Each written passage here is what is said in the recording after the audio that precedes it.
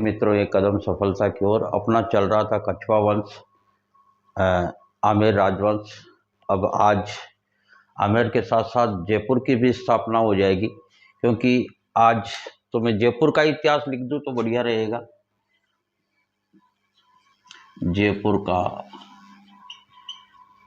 इतिहास, इसमें अब जो राजा है, जो मिर्जा राजा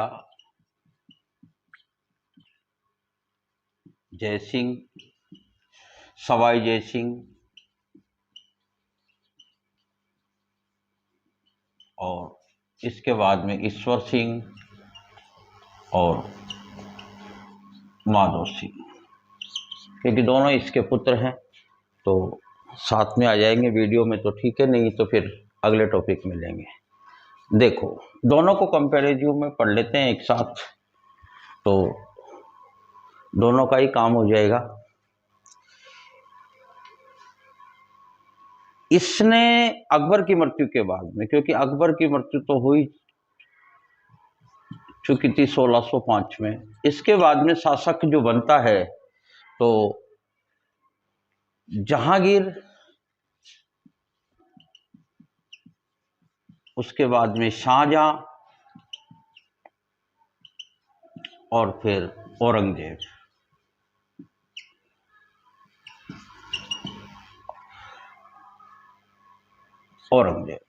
यानी कि अब जब भी प्रश्न पूछेगा दोनों को साथ में पूछेगा। जैसे मान लो पुरंदर की संधि कब हुई, किसके समय हुई, तो वो मिर्जा राजा जयसिंह और सवाई जयसिंह दोनों ऑप्शन देगा। बिहारी किसके दरबार में था, तो ये दोनों ऑप्शन देगा। तो इस तरीके से कहने का मतलब प्रश्न पूछेगा वो। तो आपको याद, देखो एम पहले आता है, एस बाद में आता है, ऐसे याद रख लेना। इसमें 3 शब्द है, मिर्जा राजा जयसिंह, यानी कि 1, 2 और 3। यानी कि इसने 3 मुगल बादशाहों की सेवा की, जहांगीर, शाहजहां और औरंगजेब। इस बंदे ने 7 मुगल बादशाहों की सेवा की।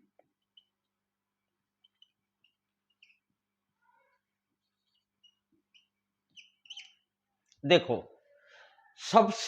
मुगलों की सबसे लंबी सेवा करने वाला जो व्यक्ति है वो तो मानसिंह है, क्योंकि बचपन में ही चला गया, तो लगभग 50 से 55 वर्ष तक की जो सेवा की, वह मुगलों की लंबी सेवा करने वाला तो मानसिंह है। लेकिन कछवा वंश में सबसे लंबा शासन करने वाला व्यक्ति यह है, क्योंकि इसका शासनकाल देखो आप, 1621 से लेके और 1667 तक, यानी कि लगभग 46 वर्ष शासन किया।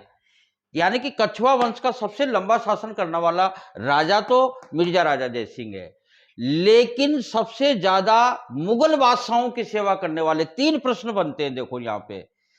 यानी कि सबसे लंबी सेवा, मुगलों की सबसे लंबी सेवा करने वाला तो मानसिंह हो गया, और कछवा वंश में सबसे लंबा शासन करने वाला हो गया मिर्जा राजा जयसिंह, लेकिन सबसे ज्यादा मुगल बादशाहों की सेवा करने वाला हो गया सवाई जयसिंह। ये आपको थोड़ा सा ध्यान रखना है। अब इसका शासनकाल भी लिख देता हूं, 1700 से 43, यानी कि 43 वर्ष हो गए, तो लंबा शासनकाल कहने का मतलब इसका है। तो इसने 3 मुगल बादशाहों की सेवा की। अब मिर्जा की जो उपाधि, देखो इसने, जहांगीर ने इसको भेजा था अहमदनगर में, कोई महत्वपूर्ण नहीं है, लेकिन जो मिर्जा की उपाधि शाहजहां ने इसको भेजा था गांधार अभियान पे, ये थोड़ा सा ध्यान रख लेना। गांधार अभियान पे जाते समय ये उपाधि दी थी इसने मिर्जा की, ये महत्वपूर्ण बात है। ये जो सवाई की उपाधि दी थी, क्योंकि बाद में शासक औरंगजेब बनेगा, तो औरंगजेब ने सवाई की उपाधि दी थी सवाई जयसिंह को, यह आपको ध्यान रखना है। यानी कि मिर्जा की उपाधि दी शाहजहां ने और सवाई की उपाधि दी सवाई जयसिंह ने औरंगजेब को। अब देखो, औरंगजेब का जो सबसे बड़ा दुश्मन था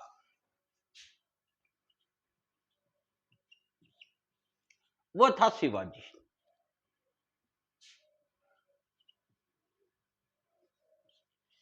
क्योंकि शिवाजी लूटपाट करते थे, और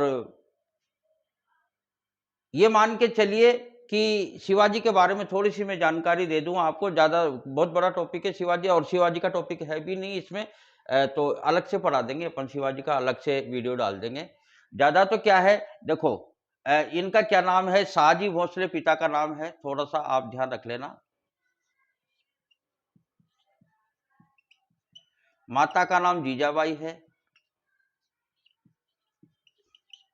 और इनके जो गुरु थे वो गुरु समर्थ रामदास थे, गुरु समर्थ रामदास।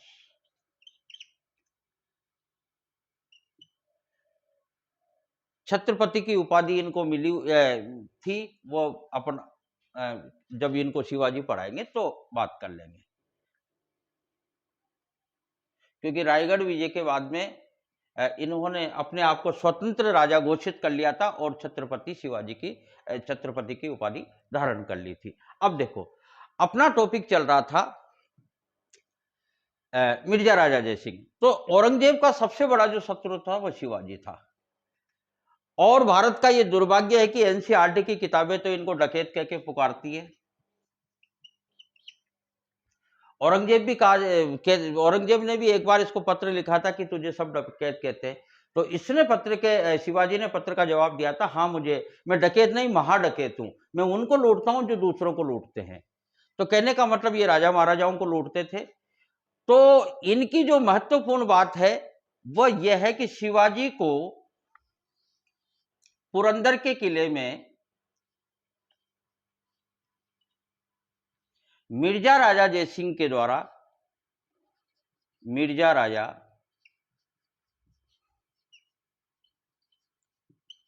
जयसिंह के द्वारा बंदी बना लिया था। और महत्वपूर्ण डेट, यानी कि ये जो संधि हुई थी इसको पुरंदर की संधि के नाम से भारतीय इतिहास में जाना जाता है। ये हुई थी 1665 में, जून 1665। डेट अगर आपको याद नहीं रहे तो कोई दिक्कत नहीं है, क्योंकि इसके डेटों में 21, कोई 16 जून बताता है, कोई 21 जून बताता है, अलग अलग किताबें अलग अलग बताती है, लेकिन जून 1665 आपको याद रखनी है। इसमें संधि के तहत ये हुआ था कि शिवाजी के पास में 35 दुर्ग थे। 35 दुर्गों में से 23 दुर्ग मुख्य दुर्ग थे, वह इस संधि के तहत इसको दिए थे मिर्जा राजा जयसिंह को, यानी कि मिर्जा राजा जयसिंह उसकी तरफ से था। तो ये संधि हुई थी। तो पुरंदर की संधि अति महत्वपूर्ण संधि मानी जाती है। अब मिर्जा राजा जयसिंह के, यानी कि उस समय की अगर मैं बात करूं तो हालांकि संधि के तहत उनके जो बड़े पुत्र हैं संभाजी, वो मुगल दरबार में 5000 के मनसबदार भी बनाए थे। बाद में आगरा में ये गए भी थे मिर्जा राजा जयसिंह के कहने पर, और वहां भी इनको बंदी बनाया, और ये इनके हम शकल जो फिरोजी था उसको सुला के ये वापस कुल मिला के धोखा देके औरंगजेब को आ गए थे। इस तरीके से कहने का मतलब उस समय की जो इतने प्रबल विरोध के बावजूद भी शिवाजी ने दक्षिणी भारत में एक स्वतंत्र स्वराज्य की स्थापना की थी। तो बहुत महत्वपूर्ण डेट है पुरंदर की संधि, जून 1665 में। इसके बाद में क्या होता है, जो महत्वपूर्ण जो चीजें हैं वह, एक तो पुरंदर की संधि मिर्जा राजा जयसिंह की, और दूसरी है इनके दरबार में एक कवि थे बिहारी। देखो बिहारी मूलतः तो रहने वाले ग्वालियर के थे। एक बार ये जयपुर आए तो उस समय वहां की स्थिति को जब देखा तो वहां की प्रजा ने कहा कि हमारे राजा तो इस तरीके से मतलब खोए हुए रहते हैं। एक नई नवेली दुल्हन से शादी करके आए थे, कम उम्र की थी, तो हमें सब उस के प्रेम में ही खोया करते थे। तो बिहारी ने एक दोहा लिख के दिया कि ये दोहा उस राजा तक पहुंचा दो, क्योंकि वहां की प्रजा से यह तो पता चल चुका था कि इनका जो राजा है वह विद्वान है, अच्छा है, सारी चीजों को जानकार है। तो बिहारी ने इस बात को कहा कि अगर आपका राजा बुद्धिमान है तो मेरे इस दोहे से उसके जीवन को बहुत बड़ा बदलाव होगा। तो बिहारी ने एक दोहा लिख के दिया था, नहीं मधुप नहीं पराग नहीं विकास यही काल, अली कली सो बंदियो आगे कौन हवाल। यानी कि ये दोहा सुनकर राजा वापस अपने राजकार्य में लग गया। इसका कहने का मतलब ये होता है, हिंदी में रहीम के दोहे हैं, उसमें आपने पढ़ा होगा छोटी क्लासों में, बड़ी क्लासों में। तो कहने का मतलब यह है कि राजा अभी तो इसमें मधु और पराग ही नहीं है, अभी तो इस कली का विकास ही नहीं हुआ है, जब ये फूल बनेगी तो तेरा क्या हाल होगा। तो इस तरीके से कहने का मतलब बिहारी को इनके दरबार में रख लिया किसने, मिर्जा राजा सिंह ने, और ये दरबारी कवि हो गए।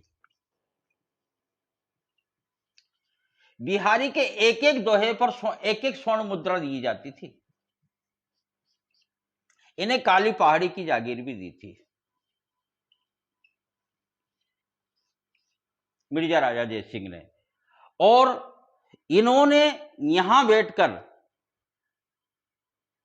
एक ग्रंथ की रचना की। यह महत्वपूर्ण ग्रंथ है क्योंकि साहित्य से भी प्रश्न आता है। तो यह है सतसई। सतसई का मतलब होता है 700, लेकिन इसमें 713 दोहे हैं। यह प्रश्न भी पूछा जा चुका है। 713 दोहा है। अब हम किसी भी ग्रंथ की रचना करते हैं या कोई भी विद्वान किसी भी ग्रंथ की रचना करता है, कोई भी विद्यार्थी पढ़ता है, तो सबसे पहले गणेश जी का नाम लेता है। लेकिन इस ग्रंथ में ऐसा नहीं है। इसमें बिहारी ने राधा का अनुष्ठान किया है सबसे पहले। यानी कि सतसई का सबसे पहला जो दोहा है वो ये है कि मेरी बहुवादा हरो राधा नागरी जाए, मेरी बहुवादा हरो राधा नागरी जाए, जा तन पर झाई पड़े श्याम अरित दुति होए। यानी कि मैं कृष्ण की उपासना क्यों करूं, मैं तो श्री राधे की उपासना करूंगा, क्योंकि तो भाभी जी मन गए तो भाई साहब अपना भारी भर लेंगे काम की। तो यहां इस दोहे के साथ में इन्होंने सतसई की। बाद में इनकी मृत्यु वृंदावन में हुई। और इनके दरबार में एक कवि और था, उसने क्या नाम से है, जो राम कवि, उसने जयसिंह चरित्र लिखा था। पूछा तो नहीं गया कभी, इससे तो प्रश्न आते हैं। अब पढ़ते हैं अपन सवाई जयसिंह की। सवाई जयसिंह बहुत बड़ा है। इसको आधुनिक चाणक्य भी कहा जाता है, क्योंकि इनको नक्षत्रों का ज्ञान था, 5 वेधशालाएं बनवाई थी और बहुत अच्छे विद्वान थे, इसलिए इनको आधुनिक चाणक्य भी कहा जाता है। इनकी आपको कुछ डेटा याद करनी पड़ेगी। हुआ क्या कि देखो, औरंगजेब की मृत्यु के बाद में, औरंगजेब की मृत्यु हो जाती है 1707 में। तो औरंगजेब की मृत्यु के बाद में औरंगजेब के 4 बेटे थे। एक था मुअज्जम, दूसरा था आजम,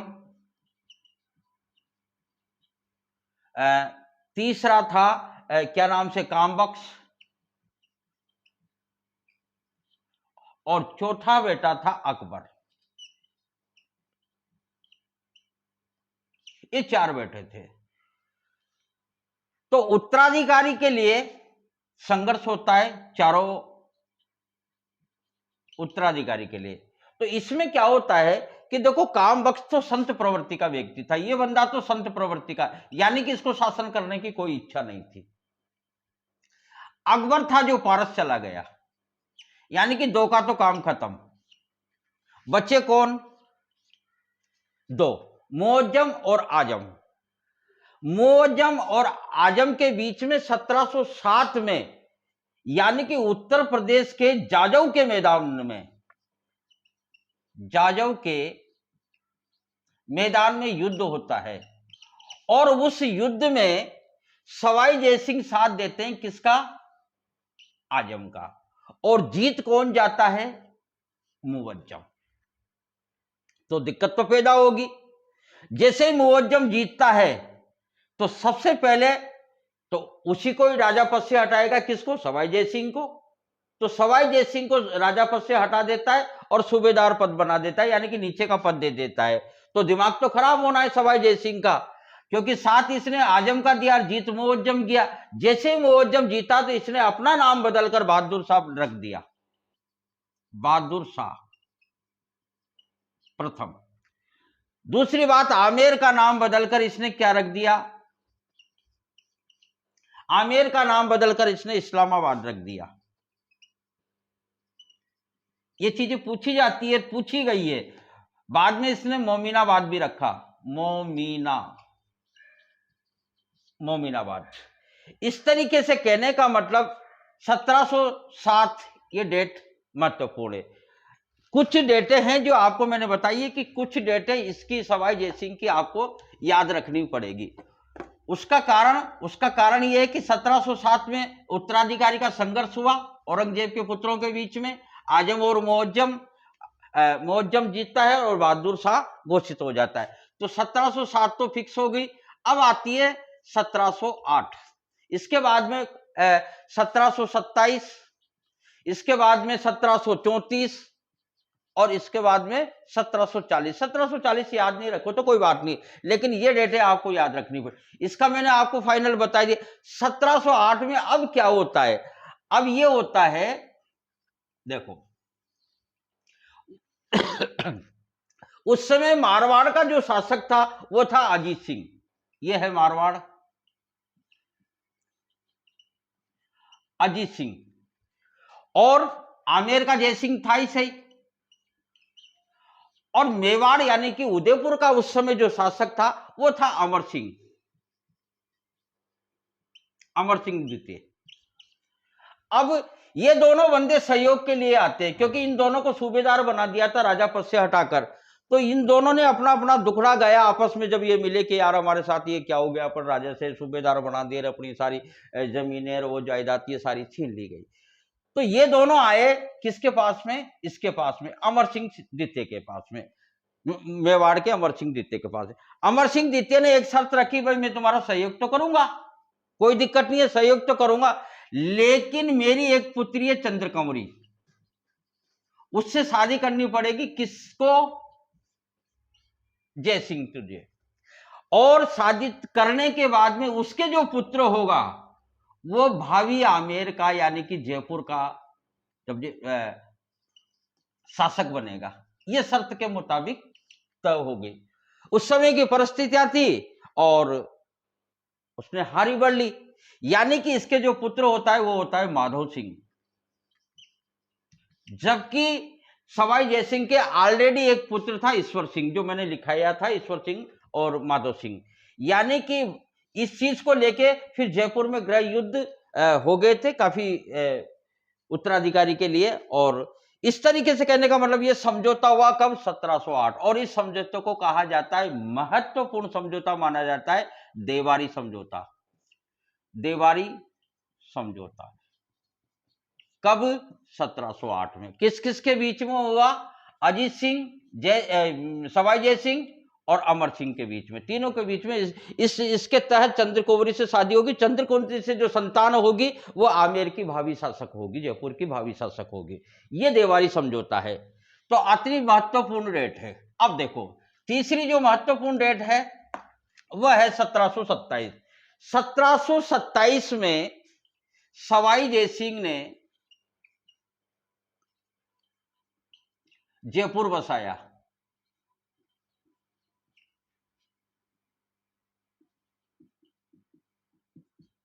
कुछ नगरों के नाम आपको याद रखने पड़ेंगे बेटा, वह यह है, देखो सबसे पहले 11-13 अजमेर बसा, उसके बाद में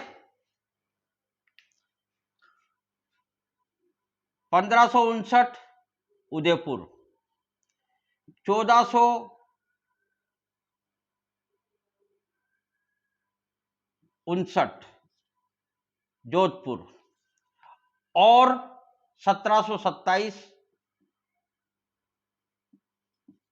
जयपुर। ये चीज आपको याद रखनी पड़ेगी। तो इस तरीके से कहने का मतलब 1727 में सवाई जयसिंह के द्वारा जयपुर बसा। इसकी जो मुख्य बातें हैं वो मुख्य बातें ये है कि ये बसा 18 नवंबर 1727, ये डेट आपको याद रखनी पड़ेगी। 18 नवंबर 1727 जो जयपुर बसा। नींव रखी पंडित जगन्नाथ ने। इसके बाद में इसका जो वास्तुकार था, वास्तुकार का मतलब समझते हो आप, वास्तुकार का मतलब होता है इंजीनियर। तो इसका जो इंजीनियर था वह था विद्याधर भट्टाचार्य, विद्याधर भट्टाचार्य। और क्योंकि क्या है, अगर आधुनिक जयपुर निर्माता की बात करें अपन, तो वह है मिर्जा इस्माइल। मिर्जा इस्माइल क्यों है मिर्जा इस्माइल? क्योंकि जयसिंह ने जो शहर बसाया था वो एक परकोटे के अंदर था, चौकड़ियों का शहर था, इस तरीके से जैसे सिंधु घाटी सभ्यता में पाया। उसके बाद में मिर्जा इस्माइल ने इसने क्या है, ये दीवारों को तोड़ा के और इस शहर का विकास करवाया आधुनिक तरीके से। इस तरीके से इसको आधुनिक निर्माता कहा जाता है मिर्जा इस्माइल को। ये चीज महत्वपूर्ण चीज है। यानी कि 1707 में अपने औरंगजेब के उत्तराधिकारी संघर्ष जिसमें मुअज्जम जीता है, और उसके बाद में जो समस्या खड़ी हुई है तो वो जयसिंह के सामने, तो जयसिंह और मारवाड़ का अजीत सिंह दोनों मिलकर उसके पास में जाते हैं, अमर सिंह के पास में, और देवारी समझौता होता है। देवारी समझौते के तहत चंद्रकौरी की शादी होती है और भावी जो उसकी संतान होगी वो आमेर की शासक बनेगी। 1727 में जयपुर, 18 नवंबर 1727 को जयपुर का नींव रखी जाती है पंडित जगन्नाथ, वास्तुकार विद्याधर भट्टाचार्य और आधुनिक निर्माता मिर्जा इस्माइल। अब देखो, अब ये जो डेट है 1734, ये भी बहुत महत्वपूर्ण डेट है। इसमें हुआ था उस समय, देखो मराठों के आक्रमण हो रहे थे बराबर। मराठों के आक्रमण की वजह से राजपूताना के जो राजपूत है उन्होंने 1734 में हुर्रा सम्मेलन हुआ, हुर्रा पड़ता है भीलवाड़ा में, हुर्रा सम्मेलन। इस हुर्रा सम्मेलन का जो अध्यक्ष जो नियुक्त हुआ जयसिंह ही था, यानी कि कार्यकर्ता तो मेन तो जयसिंह था, जयसिंह गया था। तो उस समय था तो संग्राम सिंह मेवाड़ का शासक था, संग्राम सिंह सेकंड। तो इससे बातचीत की तो उन्होंने कहा कि आप एक सम्मेलन रखो 1734, यानी कि जुलाई का महीना 17 तारीख 1734 को। इसमें राजपूताना के समस्त राजपूत 2 ही बार इकट्ठे हुए हैं, एक तो हुर्रा सम्मेलन में, एक खानवा युद्ध के समय। ये डेट आपको याद है क्योंकि वो हिंदू पथ कहा गया और संघा की तरफ से सब समस्त राजपूताना के राजा और ठिकानेदार सब गए थे। तो हुर्रा सम्मेलन में लगभग सभी लोग आ गए थे राजपूताना के। लेकिन यहां होता क्या है कि इस संग्राम सिंह की हो जाती है मृत्यु, क्योंकि इसने यह तय किया था कि मैं अध्यक्ष बनूंगा।